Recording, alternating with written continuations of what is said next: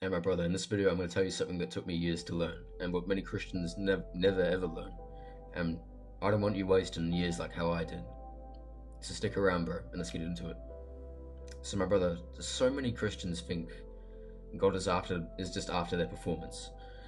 They think that God's just sitting there holding a clipboard, going like, "Oh yeah, he's ready. He read 3 chapters of the Bible today. Oh yeah, that's good. That's good. Good job. Oh, he didn't stumble with the lust this week. Oh, I'm impressed. That's good. That's good." We start living like Christianity is just an audition, like we're on stage for God, like if we can just impress him enough, then he'll finally bless us. But here's the reality, bro. God isn't impressed by performance. He's never been. He's not looking for the most polished act or the perfect person. He's looking for the man who actually obeys. That's the difference, bro.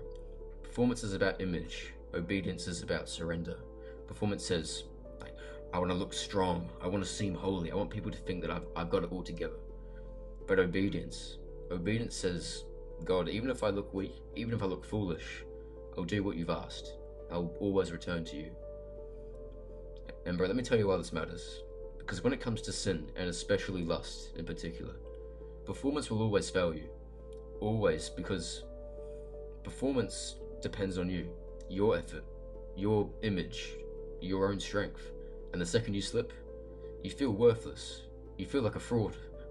You feel like you don't belong in church anymore. You feel like you don't belong in God's presence anymore. Like he's going to put you in some spiritual naughty corner. And that's the trap. But obedience, bro. Obedience keeps you connected to God, even in the struggle. Obedience says, hey, God, temptation hit. I didn't handle it well. I slipped up. But I'm still going to obey what you're saying now. I'm still going to run back to you. I'm still going to get back up and worship God. Give praise to God in those moments. Because Christ already died on that cross for all our sins, bro. So, bro, do you see how freeing that is? God isn't asking you to put on a flawless act. He's asking you to follow his lead. And here's the wild part, bro. God blesses obedience. It looks much smaller in comparison to performance, but in reality, bro, it's massive. Like, think about David, a little teenager who had a sling and a couple of little stones. He didn't look impressive. It even says that in the Bible. David didn't look impressive.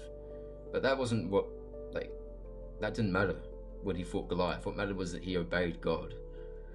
Or bro, think about Noah, building a massive boat in the desert that looked ridiculous. He looked like a fool. That wasn't performance. That was obedience. So here's the question, bro.